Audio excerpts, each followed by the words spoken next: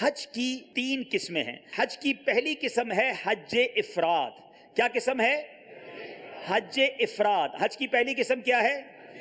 حج افراد کیا ہے؟ حج افراد یہ ہے کہ بندہ احرام باندھے حج کی نیت سے، اور اب یہ احرام کھلے گا حج کے بعد، حج کمپلیٹ ہونے کے بعد، اس سے پہلے احرام نہیں کھلے گا، اور اس میں کوئی عمرہ نہیں ہے۔ حج افراد عموماً مکہ شریف میں رہنے والے، جدہ میں رہنے والے، جو حل میں رہنے والے ہیں، وہ چونکہ افراد ہی کر سکتے ہیں، وہ افراد کرتے ہیں۔ آفاقی حاجی، اچھا آفاقی حاجی کون ہوتے ہیں؟ آفاقی حاجی وہ ہوتے ہیں، ہم سارے آفاقی ہیں، جو میقات کے باہر ہیں وہ آفاقی کہلاتے ہیں، اور جو میقات کے اندر رہتے ہیں وہ حلی کہلاتے ہیں۔ ٹھیک ہے، تو اب ہم آفاقی حاجی ہیں۔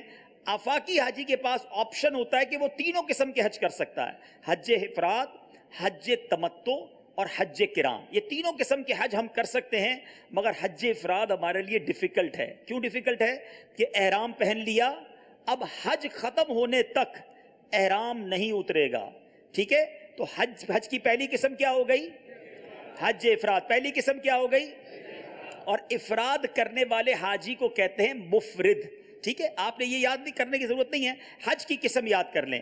لیکن حج افراد کرنے والا احرام باندھے گا تو کس نیت سے باندھے گا؟ ماشاءاللہ، کس نیت سے باندھے گا؟ حج کی نیت سے۔ احرام باندھتے وقت نیت کرے گا حج کی۔ ٹھیک ہے، اب آتے ہیں حج کی دوسری قسم، اور وہ یہ ہے حج تمتع۔ جو تقریباً پاکستان سے، ہندوستان سے، آفاق سے، جو باہر سے جانے والے ہیں، وہ عموماً حج تمتع کرتے ہیں، اور اس کی وجہ یہ آسان ہے حج، یعنی اس میں آپ احرام باندھتے ہیں عمرے کی نیت سے، عمرہ کرنے کے بعد احرام اتر جاتا ہے، آپ پھر اس کے بعد اپنے کپڑوں کے اندر باقی دن گزارتے ہیں۔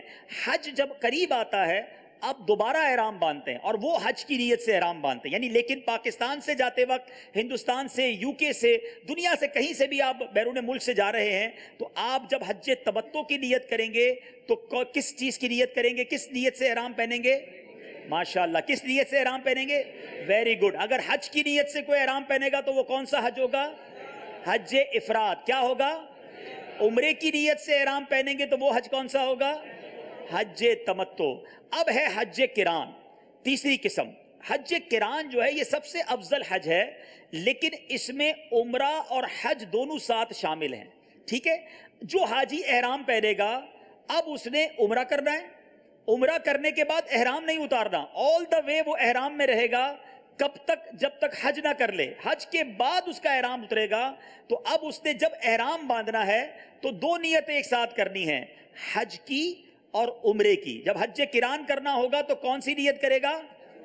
حج اور عمرے کی ایک ساتھ نیت کرے گا۔ بالکل ٹھیک ہے۔ ایک بار میں جہاز میں بیٹھا، حج پہ جا رہے تھے، بہت سارے حاجیوں نے احرام پہنا ہوا تھا، میں نے کہا حضور آپ کون سا حج کر رہے ہیں؟ تو میرا منہ دیکھنے لگے، کون سا حج کیا ہوتا ہے بھائی؟ حج کر رہے ہیں؟ اچھا تو آپ نے کیا نیت کی ہے احرام باندھتے وقت؟ کہا حج کی نیت کی ہے۔ اب حج میں 25 دن باقی ہیں، اس بیچارے نے اگر حج کی نیت کر لی تو کون سا احرام ہو گیا؟ یہ حج افراد۔ یہ احرام کب اترے گا؟ اور وہاں جا کر وہ احرام اتار دیتے ہیں، عمرہ کر کے احرام اتار دیتے ہیں۔ نیت سفر کرنے کا ارادہ جو ہے وہ تمتع کا تھا، لیکن چونکہ یہ ڈیفینیشن ہی نہیں پتا، تو اب یہ پتا ہونا چاہیے کہ اگر میں حج تمتع کرنے جا رہا ہوں، ہم آج تقریباً طریقہ آپ کو جو بیان کریں گے وہ حج تمتع کا کریں گے، کیونکہ اکثر حاجی حج تمتع کرتے ہیں۔ البتہ جس نے حج کران کرنا ہے تو رفیق الحرمین جیسے میں نے آپ کو عرض کیا، تھوڑا سا ہی فرق ہے، ایک میجر فرق تو یہ کہ احرام کنٹینیو رہے گا، وہ جتنے دن مکے میں رہیں گے۔ اگر کوئی حج کران کرنا چاہتا ہے، پاکستان سے جانے والا یا بیرون ملک، حرمین طیبین کے باہر کسی اور ملک سے جانے والا، ایون مدینہ شریف سے جانے والا جو میقات کے باہر ہے، تو اس کے لیے مدنی مشورہ یہ ہے کہ آپ کی اگر بالکل آخری فلائٹس ہیں، آپ 4 ذوالحجہ یا 5 ذوالحجہ کو فلائی کر رہے ہیں، تو اب آپ حج کران کیجئے، تاکہ آپ کو چند دن احرام پہننا پڑے گا۔ آپ کو ابھی جا رہا ہے پہلی فلائٹ سے اور کہ میں حج کران کروں گا، تو یہ کافی ڈیفیکلٹ ہو جائے گا، کیونکہ احرام کی ساری پابندیاں برقرار رہیں گی۔